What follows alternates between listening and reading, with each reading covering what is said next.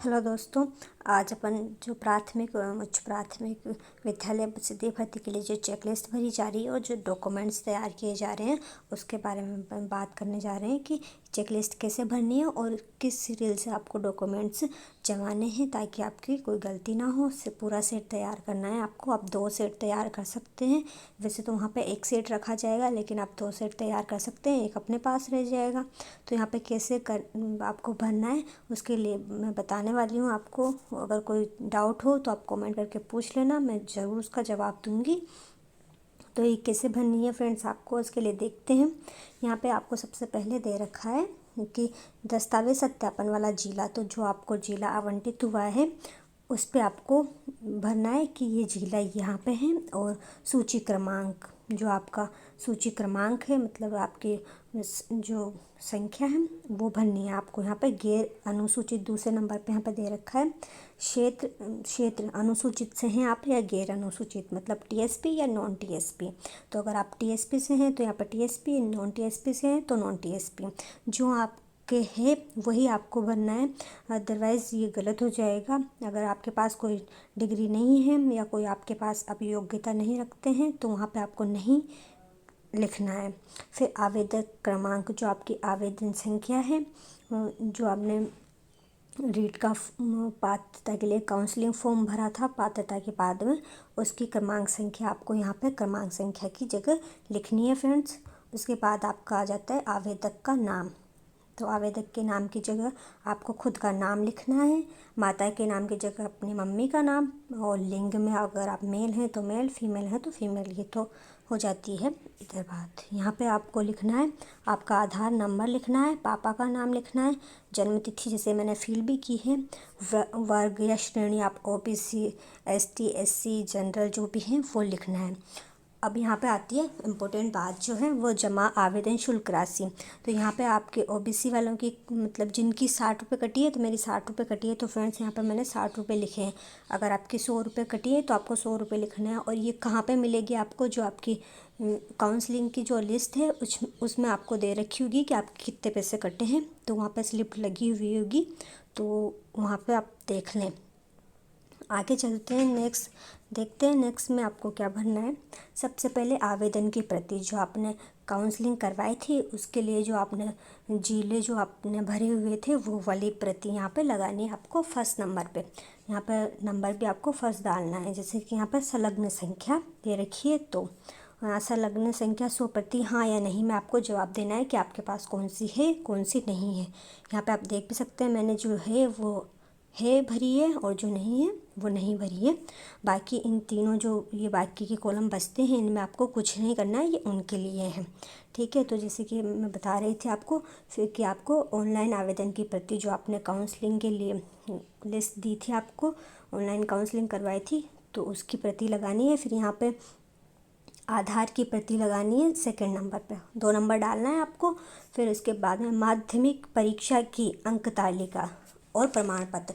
तो फ्रेंड्स यहाँ पर प्रमाण पत्र जो लेटेस्ट अपनी आ रही है उनमें प्रमाण पत्र पीछे दिया हुआ होता है, प्रमाणित किया जाता है कि ऐसे करके मार्कशीट के पीछे की साइड में, तो वो भी आपको उसकी भी प्रति अपलोड मतलब लगानी है यहाँ पे। और आपको मार्कशीट की प्रति भी, मतलब उनकी जेरोक्स या लगानी है आपको। ठीक है, और सेम यहाँ पे 12वीं और 10वीं के प्रमाण पत्र, मतलब पीछे की और आगे की दोनों लगानी है। ठीक है, और यहाँ पर हाँ और नंबर डालने हैं, जैसे कि मैंने 4 तक डाले हुए हैं। फिर स्नातक जो आपने बीए की हुई है तो बीए की दोनों ईयर की मार्कशीट, और यहाँ पे उपाधि की प्रति, मतलब प्रमाण पत्र की प्रति, जो कि मेरे पास नहीं है तो मैंने यहाँ पर नहीं किया है, नंबर भी नहीं डाला है। ठीक है, नेक्स्ट चलते हैं। स्नातकोत्तर जो आपका आपने पोस्ट ग्रेजुएशन की हुई है तो आपको वहाँ की सारी डिग्रियाँ लगानी है, आपको सारी मार्कशीट लगानी है और उपाधि लगानी है आपको। फ्रेंड्स यहाँ पे उपाधि भी मेंशन किया है तो उपाधि भी लगानी है, मेरे पास नहीं है तो मैंने नहीं की है। फिर अगर आप जनरल से, मतलब सामान्य शिक्षा, जनरल क्या सामान्य शिक्षा से हैं फ्रेंड्स, तो आपको यहाँ पर सामान्य शिक्षा की, अगर आपने 4 वर्ष का डिप्लोमा किया हुआ है तो वो 2 वर्ष का किया हुआ है तो वो, तो आपको चारों ईयर की या दोनों सालों की मार्कशीट लगानी है। उसके बाद आपको प्रमाण पत्र भी जो आपका होता है वो भी लगाना है। मतलब यहाँ पे आपको लगाने से मतलब मैं ये बोल रही हूँ कि आपको सबके प्रिंट आउट निकलवा के वो लगानी है, ना कि मूल को आप एक सेट ऐसे कैसे जैसे इसमें चेकलिस्ट में दिया हुआ है वैसे अलग से रखना है आपको। और यहाँ पे सबकी प्रतियाँ लगानी है आपको, सेल्फ असेस्टेड करके सबके नीचे साइन करके, और फिर आपको सेट बनाना है इन सब चीज़ों का। ये चीज़ इम्पोर्टेंट है। तो मूल डॉक्यूमेंट्स अलग से आपको सेट बनाना है, और ये यहाँ पे आपको, क्योंकि वहाँ पे जेरोक्स की आपके पास जो सेट बनाएंगे आप इसके अकॉर्डिंग वही जमा करेंगे वो, तो आपको यहाँ पे सबकी जेरोक्स लगानी है, उनकी मूल आप अलग से रखना। ठीक है, नेक्स्ट चलते हैं। यहाँ पे प्रमाण पत्र भी हो गया आपका, तो 3 यहाँ पे लगेंगी, फिर यहाँ पे 5 नंबर है तो ऐसे नंबर डाल देना। जैसे यहाँ पे 7 नंबर दे रखा है इन्होंने, लेकिन मेरे पास सिर्फ 5 नंबर पे ये डॉक्यूमेंट्स, तो मैंने यहाँ पर 5 नंबर डाला है और हाँ किया हुआ है। फिर अगर आपने जो विशेष शिक्षा वाला डिप्लोमा किया हुआ है द्विवर्षीय, तो आपको वो लगाना है। जैसे कि मेरे पास नहीं है तो मैंने नहीं किया है और नंबर नहीं डाला है। ठीक है, आप समझ गए होंगे। फिर विशेष शिक्षा के पद हेतु भारतीय पुनर्वास परिषद से जारी पंजीकरण प्रमाण पत्र, तो ये आपके विशेष शिक्षा से हैं, आप तभी लगेगा, वरना आपको नहीं कर के छोड़ देना है। ठीक है, नेक्स्ट देखते हैं अपन। नेक्स्ट क्या क्या करना है आपको।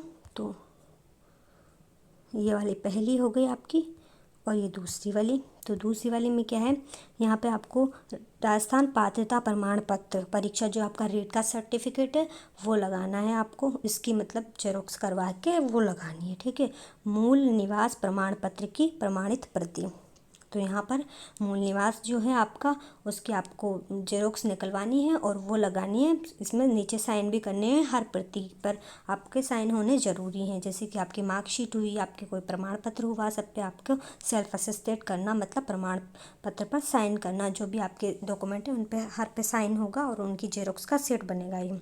फिर इसके बाद में यहाँ पे अनुसूचित मतलब टीएसपी वाला है, ये टीएसपी वाला है फ्रेंड्स। तो जैसे कि मैं टीएसपी से नहीं हूँ तो मैंने यहाँ पे नहीं किया है। अगर आप टीएसपी से हैं तो आपको वो वाला प्रमाण पत्र लगाना है। ठीक है, नेक्स्ट देखते हैं अपन। आर्थिक रूप से कमज़ोर, अगर ईडब्ल्यूएस में आते हैं आप तो यहाँ पे वो लगाना आपको, अन्यथा आपको नहीं करके छोड़ देना है। फिर जाति प्रमाण पत्र, तो अगर आप इनमें से अन्य पिछड़ा वर्ग से हैं, अनुसूचित जाति शहरिया, जनजाति शहरिया आदि से हैं, तो आपको यहाँ पर जाति प्रमाण पत्र की फ़ोटो कॉपी लगानी है यहाँ पे, और इसके प्रिंट आउट निकलवा के ओरिजिनल का सेट ओरिजिनल के साथ रखना है आपको। ठीक है, तो यहाँ पर मेरे पास है तो मैंने वो लगाया है। नेक्स्ट देखते हैं। नेक्स्ट आपका, जैसे कि मेरा 9 नंबर है और यहाँ पर 15 नंबर दे रखा है, तो आप क्रमांक उसी हिसाब से भरें जिस हिसाब से आपके डॉक्यूमेंट्स हैं। तो यहाँ पे दे रखा है वो स्व घोषणा पत्र है, पूर्वज राजस्थान के निवासी मूल निवासी हैं उसका, महिला तथा पुरुष से इस आशय की स्व घोषणा पत्र की वह स्वयं तथा उसके पूर्वज राजस्थान के निवासी हैं। तो ये स्व घोषणा पत्र आपके निकलवा लिए होंगे आपने, तो उस वाले स्व घोषणा पत्र को इसमें लगाना है और यहाँ पे हाँ करनी है और उसे फिल करना है खुद से। यहाँ पे कोई भी असिस्टेड करने की या किसी से स्टाम्प वगैरह कुछ किसी की ज़रूरत नहीं है। सिंपल कागज़ पे आपको वो लगाना है, उस पर अपने साइन करने हैं खुद के, और वहाँ पे जो भी जानकारी मांगी जा रही है वो भरनी है। सिंपल, और कुछ नहीं करना है आपको, और ना किसी से सील साइन करवाना है, कुछ नहीं है। ठीक है, यहाँ पे हाँ कर देना है आपको और ये भरना है। तो ये तो सबके लिए नॉर्मल है कि सबके लिए हो जाता है। फिर यहाँ पे आपको पूछा जा रहा है विधवा, अगर आप विधवा हैं तो आपको ये लगाना है। मतलब अगर आप विधवा हैं तो आपको जो पति से रिलेटेड कोई भी कि हाँ ये मेरे हस्बैंड थे, उनसे लिंक के दस्तावेज होने चाहिए आपके पास, स्व घोषणा प्रति होनी चाहिए, और हस्बैंड की जो मृत्यु हो चुकी है उसका प्रमाण पत्र होना चाहिए आपको, अगर आप विधवा का ये लगा रहे हैं तो। फिर यहाँ पे आपको, अगर आप तलाकशुदा हैं तो वो सेम लगाना है आपको तलाकशुदा का, वरना इसका कोई इशू नहीं, आप नहीं कर दें। और संतान संबंधित, जैसे कि लोगों को एक कन्फ्यूज़न रहा है कि संतान संबंधित लगाना है या नहीं लगाना है, तो यहाँ पर फ्रेंड्स ये बात है कि अगर मैं जॉब लग जाती हूँ तो इन फ्यूचर मेरे 2 से ज़्यादा बच्चे नहीं होंगे, उससे रिलेटेड यहाँ पर स्व घोषणा पत्र में संतान संबंधित, तो ये सबको लगाना है, चाहे वो मैरिड हो या अनमेरिड हो, सबको लगाना है। यहाँ पे अनमेरिड के लिए ये होगा कि मेरे 2 से ज़्यादा संतान नहीं होगी, और मैरिड के लिए कि मेरे 2 से ज़्यादा संतान नहीं है। ठीक है, है। विवाहित होने पर दहेज नहीं लेने संबंधित। तो फ्रेंड्स ये भी सबको लगाना है। यहाँ पे ये लिखना होगा अपने को, जो अनमेरिड है उनको, कि मैं शादी होने पर दहेज नहीं लूँगा, नहीं लूँगी, और जो मैरिड हैं उनको कि मैंने नहीं लिया है। ठीक है, भूतपूर्व सैनिक जैसे कि अपन है ही नहीं, और जो हैं उनको भूतपूर्व सैनिक का लगाना है फ्रेंड्स। तो अगर आपको कोई डाउट हो तो आप पूछ लेना कमेंट करके, मैं इसका जवाब ज़रूर से दूंगी। और सब कुछ मेरा खुद का ही है, तो मैंने भी मेरे लिए डॉक्यूमेंट्स तैयार किए हैं, तो मैं आपकी ज़रूर हेल्प करूँगी। नेक्स्ट देखते हैं अपन, नेक्स्ट क्या है। तो नेक्स्ट में आपको वापस से भूतपूर्व सैनिक श्रेणी में पूर्व में राजकीय नियोजन प्राप्ति नहीं होने से संबंधित, मतलब आप भूतपूर्व सैनिक हैं और आप किसी भी मतलब राजकीय जॉब वॉब नहीं कर रहे हैं, आप गवर्नमेंट जॉब नहीं है आपके पास, उससे संबंधित है। फिर उत्कृष्ट खिलाड़ी का भी सेम वही है। फिर दिव्यांग का हो जाएगा, तो दिव्यांग अगर आप हैं तो यहाँ पे 2018 के नियमानुसार मेडिकल बोर्ड से निःशक्त प्रमाण पत्र आपको प्रदत्त किया जाएगा, वो आपको असिस्टेड करना है। उसकी भी आपको प्रतिलिपि लगानी है, ना कि ओरिजिनल सेट आप अलग से रखें। ये बात आपके लिए विशेष ध्यान देने योग्य है। यहाँ पर फिर आ जाता है आपराधिक प्रकरण न होने से संबंधित घोषणा पत्र। तो बच्चे कंफ्यूज है कि उनको पुलिस वेरिफिकेशन अभी करवाना है या बाद में। तो ये आपको जो बाद में वेरिफिकेशन होगा तब आपको पुलिस वेरिफिकेशन लगाना है। अभी आपको बस 100 घोषणा पत्र देना है। अगर आपका आपराधिक रिकॉर्ड है तो आपको कि कोई गंभीर मामला नहीं है, इससे संबंधित जो आपको FIR माननीय न्यायालय से आदेश स्वप्रमाणित प्रति लगानी है। और आपका नहीं है तो आपको सिंपल घोषणा पत्र लगाना है कि मेरा कोई आपराधिक प्रकरण नहीं है। ठीक है, नेक्स्ट है राजकीय सेवा उपक्रम में कार्यरत, मतलब अगर आपकी जॉब है तो आपको जॉब से संबंधित वो लगाना है कि हाँ मेरी ये जॉब है, और नहीं है तो सिंपल नहीं करके अवॉइड कीजिए आप। नेक्स्ट है, आपने अगर 2.5 लाख रुपए से कम इनकम है आपकी, तो आपको यहाँ पे जो आपको प्रमाण पत्र लगाना है, मतलब आय प्रमाण पत्र, तो उसकी भी यहाँ पर जेरोक्स लगेगी, मूल नहीं लगेगा वो भी। और यहाँ पे हाँ करते हुए आपको वो ऐड करना है। और अगर आपके 2.5 लाख से ज़्यादा है तो आपको इसकी कोई दिक्कत नहीं है। फिर शैक्षिक योग्यता से संबंधित स्व घोषणा पत्र। तो फ्रेंड्स ये भी सभी को लगाना है। ये एक घोषणा पत्र है, इसमें आपको लिखना है कि जिसमें ये लिखा हुआ है कि मेरे द्वारा जो डिग्री प्राप्त की गई है वो वैलिड है। अगर वो वैलिड नहीं है और मेरे विरुद्ध कोई कार्रवाई होती है तो उसके लिए मैं खुद जिम्मेदार होंगी। ठीक है, ये इतना है, उस पर आपको साइन करने हैं और कुछ नहीं करना है। वो जो पता और आपके सिग्नेचर, नाम वगैरह और आवेदन संख्या जो भरवाएगा उसे भर देनी है आपको, और यहाँ भी आपको लगा देना है। फिर यहाँ पे अंतिम चरित्र, हाँ अभ्यर्थी अंतिम शिक्षण संस्थान से प्राप्त चरित्र प्रमाण पत्र 28 नंबर का है, और मेरा डॉक्यूमेंट है 15 नंबर का, तो मैंने यहाँ पर 15 नंबर फिल किए हैं फ्रेंड्स। तो यहाँ पे आपको चरित्र प्रमाण पत्र से संबंधित भी कन्फ्यूज़न हो रहा है लोगों को, तो यहाँ पे बता दूँ कि जो आपने लास्ट में जो जहाँ से BEd की है, सॉरी जहाँ से BSc की है, डिप्लोमा चाहे से लिया है आपने, वहाँ से प्रमाण पत्र ला के आप लगा सकते हैं। अगर आप इससे अलावा भी अगर कोई गवर्नमेंट जगह पर अभी काम कर रहे हैं, कोई जॉब है आपकी, या फिर गवर्नमेंट कोई सी भी जगह है मतलब सरकारी से संबंधित जहाँ की आप लग सकती है, तो वहाँ से भी आप चरित्र प्रमाण पत्र लगवा सकते हैं, इसमें कोई इशू नहीं है। और वो जो 2 प्रमाण पत्र हैं आपके कि लेक्चरार से उनके सील साइन करवाने हैं, तो वो शायद यहाँ पे नहीं लगेंगे। अगर कुछ नया ऐड होता है तो मैं आपको ज़रूर बताऊंगी। फिर यहाँ पे निर्धारित आवेदन शुल्क जमा नहीं कराने की स्थिति में अंतर्राशि का भारतीय पोस्टल ऑर्डर। तो ये यहाँ पे बिंदु मोस्ट इम्पोर्टेंट हो जाता है कि अगर जहाँ पे जिनकी 100 रुपये से कम फीस कटी थी जब आपने काउंसलिंग का फॉर्म भरा था, रीट काउंसलिंग का, जहाँ पे आपने जिले डाले हुए थे कि मुझे ये जिले चाहिए, वो वाला अगर आप नहीं समझ पा रहे हो तो जो काउंसलिंग का फॉर्म था आपका, वहाँ पे अगर आपके 100 रुपये से कम पैसे कटे थे, आपकी 100 रुपये से कम राशि कटी थी, तो यहाँ पे पोस्ट ऑफिस जाके आपको पोस्टल ऑर्डर लेने हैं। अगर मतलब आपके जैसे मेरे 60 रुपये कटे थे, ठीक है, तो मुझे 40 रुपये का पोस्टल ऑर्डर लेना है। डाक जाके वहाँ डाक विभाग में आपको मिल जाएगा, पोस्ट ऑफिस में, तो आपको ले लेना है। अगर आपके 70 रुपये कटे थे तो आपको 30 रुपये का पोस्टल ऑर्डर लेना है। तो आपको जितने भी रुपये कटे थे उतने का आपको पोस्टल ऑर्डर लेके यहाँ पे लगाना है। तो मेरे यहाँ जैसे यहाँ पे हो गए कुल 16 डॉक्यूमेंट्स हो गए, तो मैंने कुल 16 लिखा हुआ है। नेक्स्ट देखते हैं अपन, यहाँ पे लिखा हुआ है इन्होंने नोट, इसे ठीक से देख लें कि समस्त दस्तावेज उक्त क्रमानुसार चेकलिस्ट में के साथ संलग्न करें। मतलब चेकलिस्ट सबसे ऊपर होगी और इसके बाद में आप जैसे जैसे डॉक्यूमेंट्स लगाते जाएंगे उनकी प्रतिलिपियाँ लगाते जाएंगे, और जो दस्तावेज लागू नहीं है उनके आगे कॉलम में लागू नहीं अंकित करें, जैसे कि मैंने नो लिखा हुआ है, नहीं लिखा हुआ है। ठीक है, यहाँ पे अभ्यर्थी के साइन मैंने साइन किए हुए हैं, नाम लिख देना फ्रेंड्स, मैं पर्सनल इशू इसकी वजह से मैं लिख नहीं सकती। फिर पता लिख देना आप कि आप कहाँ के निवासी हैं।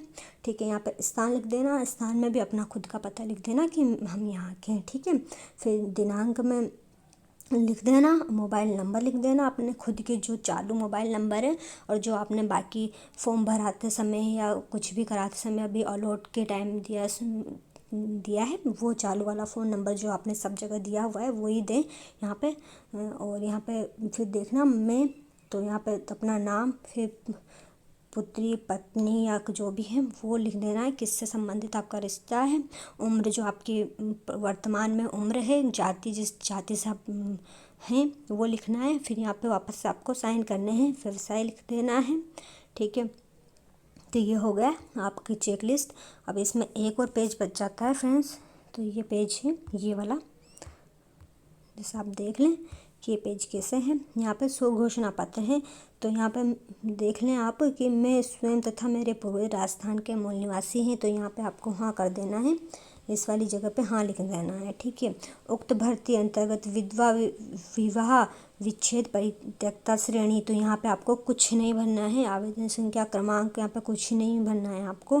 फिर मेरे द्वारा 1/6/2002 के पश्चात संतानों की संख्या निम्नानुसार है, तो ये आपसे कोई मतलब नहीं है यहाँ पे। फिर दहेज नहीं लेने संबंधित तो हो जाएगा, हाँ ठीक है, ये पढ़ लो आप। फिर भूतपूर्व सैनिक स्वघोषणा पत्र पढ़ लो आप, कोई दिक्कत नहीं है। आवेदन शैक्षिक संस्थान वाला यहाँ पे दिया हुआ है शॉर्ट में। फिर मेरे विरुद्ध किसी प्रकार का आपराधिक प्रकरण नहीं है, ये पढ़ लिया आपने। ठीक है, आपराधिक प्रकरण है तो यहाँ पर डिटेल भर देनी है आपको कि कैसा है। ठीक है, और उसके बाद वही आपको स्थान भर देना है, डेट भर देनी है, अभ्यर्थी के हस्ताक्षर कर देने हैं, आपके खुद के साइन कर देने हैं यहाँ पे जैसे कि आपके डॉक्यूमेंट्स में हुए होंगे। फिर आपका नाम भर देना है, आवेदन संख्या जो आपने आवेदन किया है तो वो आपके उस लिस्ट में होगा, नाम जो आपने काउंसलिंग लिस्ट में आपकी आवेदन संख्या है वो भर देनी है। फिर यहाँ पे आपको सारी डिटेल्स भर देनी है, वापस हस्ताक्षर, और यहाँ पे अभ्यर्थी का नाम, और जो लागू नहीं निलंबित निर्णित समस्त आपराधिक प्रकरणों का समस्त विवरण अंकित करें। ठीक है, यहाँ पे अंकित भी करना है अगर आपके पास है तो। जानकारी कैसी लगी कमेंट करके ज़रूर बताना फ्रेंड्स। और इससे संबंधित स्वघोषणा पत्र से संबंधित या चेकलिस्ट भरने में या किसी भी प्रकार की आपको दिक्कत हो तो आप कमेंट करके पूछ सकते हैं। वीडियो को लाइक करना, शेयर करना अपने फ्रेंड्स के साथ, इसमें मैंने पूरी डिटेल्स बताई हुई है कैसे भरना है। और अगर कोई भी दिक्कत हो तो आप पूछ सकते हैं, और सब्सक्राइब कर लेना अगर आपको इससे संबंधित कोई भी जानकारी चाहिए।